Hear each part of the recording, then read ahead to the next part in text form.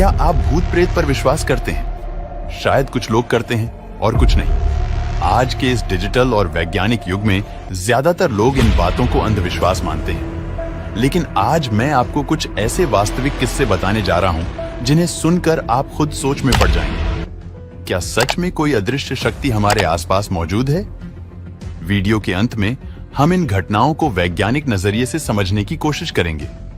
क्या भूत प्रेत वास्तव में होते हैं या यह सिर्फ हमारी कल्पना का परिणाम है? इसके साथ ही हम जानेंगे अब तक मिले भूत प्रेत से जुड़े कुछ पुख्ता सबूतों के बारे में और उससे पहले नजर डालेंगे भारत की 5 सबसे रहस्यमयी और भूतिया जगहों पर। नंबर 5, डुमास बीच, गुजरात। दिन के समय इस बीच पर सब कुछ सामान्य रहता है।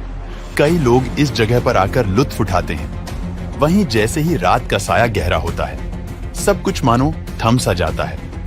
सुंदर सी दिखने वाली यह जगह एक वीराने में बदल जाती है। इस दौरान यहाँ पर कोई भी जाने की हिम्मत नहीं करता है। रात के समय बीच के आसपास भी कोई नहीं दिखता। इसका सबसे बड़ा कारण है कि शाम के वक्त ही यहाँ पर भूतों का तांडव शुरू होता है। इस रहस्यमय डुमास बीच पर अब तक कई पैरानॉर्मल घटनाओं के मामले सामने आ चुके हैं। बीच पर घूमने के लिए आए कई लोगों ने इस बात का जिक्र किया है कि उन्होंने इस जगह पर अजीबोगरीब और रहस्यमय आवाजों को सुना।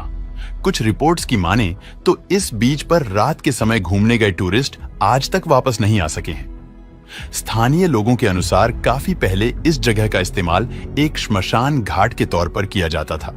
लोगों की माने तो यहाँ पर आज भी कई प्रेत आत्माएं भटकती हैं। इसी वजह से इस बीच की रेत का रंग काला है।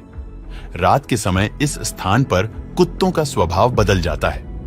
वे कई तरह की अजीबोगरीब आवाजें निकालने लगते हैं। यही एक बड़ी वजह है कि जिसके चलते इस स्थान का नाम भारत के मोस्ट हॉन्टेड जगहों में शुमार है। नंबर 4, शनिवार वाड़ा किला।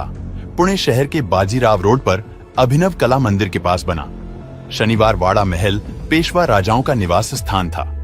इस महल की नींव बाजीराव प्रथम ने शनिवार के दिन 10 जनवरी 1730 में रखी थी और इस महल में एक साथ 1000 से ज्यादा लोग रह सकते थे। इस किले में 30 अगस्त 1773 की रात को 16 साल के नारायण राव, जो कि मात्र 14 साल की उम्र में मराठा साम्राज्य के 5वें पेशवा बने थे, उनकी षड्यंत्र करके हत्या कर दी गई थी। जब हत्यारे उनकी हत्या के लिए किले में घुसे तो नारायण राव खतरा भांपते हुए अपने कक्ष से भाग निकले। नारायण ने पूरे महल में भागते हुए चाचा मुझे बचाओ की गुहार लगाई, लेकिन उन्हें बचाने के लिए कोई नहीं आया। कुछ इतिहासकारों के मुताबिक नारायण राव की हत्या उनके चाचा ने ही करवाई थी। कहते हैं कि आज भी नारायण राव की आत्मा इस किले में भटकती है और उनके द्वारा बोले गए आखिरी शब्द काका माला वाचवा की आवाज आसपास के लोगों को सुनाई देते हैं। अंधेरी रातों में यह महल और अधिक डरावना लगता है। हालांकि यह एक पिकनिक स्पॉट है, लेकिन शाम के 5 बजे के बाद किसी की भी एंट्री नहीं होती है।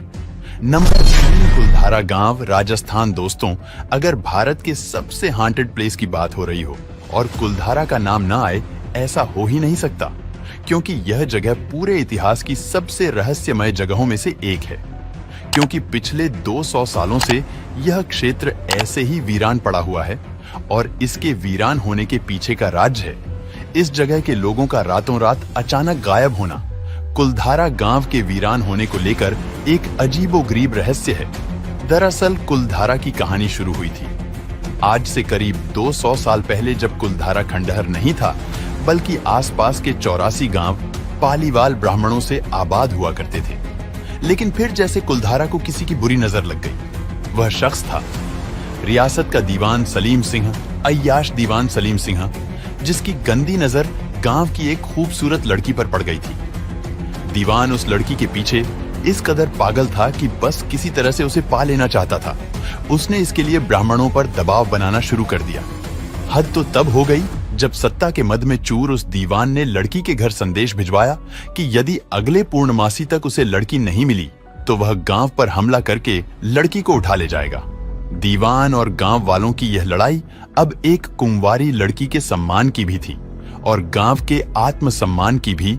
गांव की चौपाल पर पालीवाल ब्राह्मणों की बैठक हुई और 5000 से ज्यादा परिवारों ने अपने सम्मान के लिए रियासत छोड़ने का फैसला ले लिया। कहा जाता है कि निर्णय लेने के लिए सभी 84 गांव वाले एक मंदिर पर इकट्ठा हो गए और पंचायतों ने फैसला किया कि कुछ भी हो जाए, अपनी लड़की उस दीवान को नहीं देंगे। अगली शाम कुलधारा कुछ यूं वीरान हुआ कि आज परिंदे भी उस गांव की सरहदों में दाखिल नहीं होते। कहते हैं गांव छोड़ते वक्त उन ब्राह्मणों ने इस जगह को श्राप दिया था कि यह जगह कभी दोबारा बस नहीं पाएगा, और तभी से यह वीरान पड़ा हुआ है।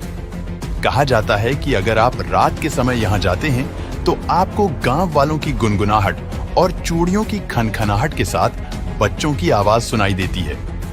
कई पैरानॉर्मल एक्सपर्ट को यहाँ अपने डिवाइस के अंदर वह रीडिंग भी मिल चुकी है जो आत्मा के होने पर मिलती है, और इसी कारण इस जगह पर एक गेट बना दिया गया है और शाम के वक्त इसे बंद कर दिया जाता है। नंबर 2, भानगढ़ का किला। राजस्थान भानगढ़ का किला आज खंडहर हो चुका है और यहाँ दिन भर टूरिस्टों की भीड़ लगी रहती है।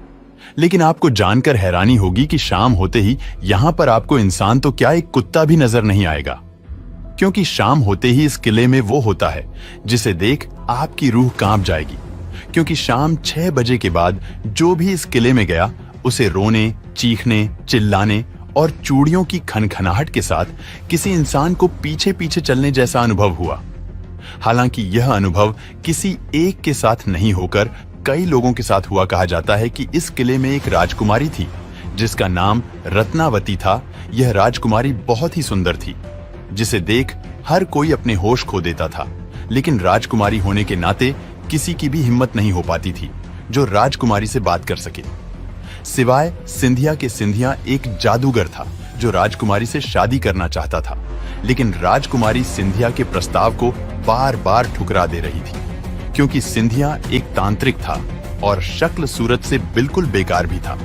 यह सब देख सिंधिया ने काले जादू का सहारा लेना सही समझा, और जब एक दिन राजकुमारी बाजार से इत्र लेने गई तो उसके इत्र को जादूगर ने अपने वशीकरण मंत्र के द्वारा बदल दिया। कहा जाता है कि यदि राजकुमारी इस इत्र को लगा लेती तो वह सिंधिया के पास दौड़ती हुई चली जाती। हालांकि राजकुमारी ने सिंधिया के जादू को देख लिया था तो उसने इत्र की बोतल को एक पत्थर पर फेंक कर चली गई, लेकिन उसके जाने के बाद वह सारा तंत्र मंत्र उस पत्थर में समाहित हो गया, और जैसा कि सिंधिया ने सोच रखा था कि राजकुमारी मेरे पास आएगी, लेकिन यहाँ मामला उल्टा पड़ गया। वह पत्थर सिंधिया की तरफ बढ़ गया और पास पहुंचकर सिंधिया को कुचल दिया, जिससे सिंधिया की मौत हो गई। और उसी वक्त सिंधिया ने राजकुमारी को श्राप दिया कि तुम्हारा यह महल एक दिन खंडहर हो जाएगा। हालांकि ऐसा हुआ भी। उसके कुछ ही दिन बाद इस किले में दूसरे राजाओं के द्वारा बहुत ही भयानक युद्ध होता है, जिससे इस किले के सारे लोग मारे जाते हैं, और तभी से यह किला खंडहर पड़ा हुआ है और यहाँ चीखने, चिल्लाने जैसी आवाज आती रहती है। लेकिन यह जगह तब ज्यादा चर्चा में आया जब गौरव तिवारी, जो कि पैरानॉर्मल सोसाइटी के अध्यक्ष थे, वह इस किले में आज तक की टीम के साथ रात में पैरानॉर्मल एक्टिविटी को रिकॉर्ड करने आए थे, और जब वह रिकॉर्ड करके वापस घर गए तो उसके कुछ ही दिन बाद उनकी असामान्य अवस्था में उनके फ्लैट में मृत्यु हो गई, जिसे देख लोगों का इस किले पर भूत प्रेत को लेकर और अधिक विश्वास हो गया। नंबर 1, डाउ हिल्स। पश्चिम बंगाल डाउ हिल में मौजूद अगर किसी चीज को सबसे अधिक डरावनी मानी जाती है तो उसका नाम है यहाँ का जंगल। कहा जाता है कि यहाँ के जंगलों में इंसान का कंकाल मिलना सामान्य सी बात है। डाउ हिल के जंगलों में हर तरफ हड्डियां ही हड्डियां फैली हुई हैं। इन हड्डियों की वजह से कोई भी अकेले डाउ हिल में घूमने की हिम्मत नहीं करता है। इस हिल को लेकर अन्य मिथक ये है कि यहाँ के जंगलों में काफी संख्या में आत्महत्याएं हुई हैं, इसलिए जंगल में हर तरफ हड्डियां ही हड्डियां दिखाई देती हैं। जंगलों में इंसानों का सिर भी मिला है। डाउ हिल का सिर्फ जंगल ही नहीं बल्कि यहाँ की हवाएं भी डरावनी कहानियों के लिए प्रसिद्ध हैं। लोगों का मानना है कि इन जंगलों की हवा तक शैतानी है। यहाँ की कुछ जगहें श्रापित हैं और जो भी उन श्रापित जगहों पर पहुंचता है वह अपना मानसिक संतुलन भी खो देता है और वह पागल होकर अपने आप को मिटा देता है। दोस्तों, यह जगह भारत की मोस्ट हॉन्टेड प्लेस में से एक है, लेकिन जैसा कि हमारा उद्देश्य है आप लोगों तक एक सही जानकारी को पहुंचाना और उन पर डिस्कवरीज करना, क्या भूत होते हैं, यह एक ऐसा सवाल है जिस पर विज्ञान अभी तक चुप है और जितने भी शोध आज तक हुए हैं उसमें कोई भी पुख्ता सबूत नहीं मिले जिससे वैज्ञानिक सिद्ध कर सके कि सचमुच के भूत होते हैं। लेकिन सोचने वाली बात है कि आज भी वैज्ञानिक इसके पीछे पड़ा हुआ है और काफी सारी जानकारी इकट्ठा कर रहा है। वैज्ञानिकों ने न तो भूतों के अस्तित्व को पूर्ण रूप से नकारा है और न ही पूर्ण रूप से इसे स्वीकार किया है, लेकिन आज तक जो वैज्ञानिक उपकरण से भूतों के बारे में खोज हुआ उसे जान लेते हैं। पैरानॉर्मल एक्टिविटी की जांच, मनोवैज्ञानिक शोध, जीव विज्ञान और न्यूरोसाइंस, इसमें देखा गया कि कई बार रिजल्ट इन उपकरणों की गड़बड़ी के कारण अलग आए। दोस्तों, आज तक भूतों पर पूरी दुनिया में जो भी शोध हुआ उसमें पाया गया कि यह सब एक कहानी है जो अंधश्रद्धा फैलाती है। दोस्तों, वीडियो पसंद आया हो तो लाइक और शेयर करें।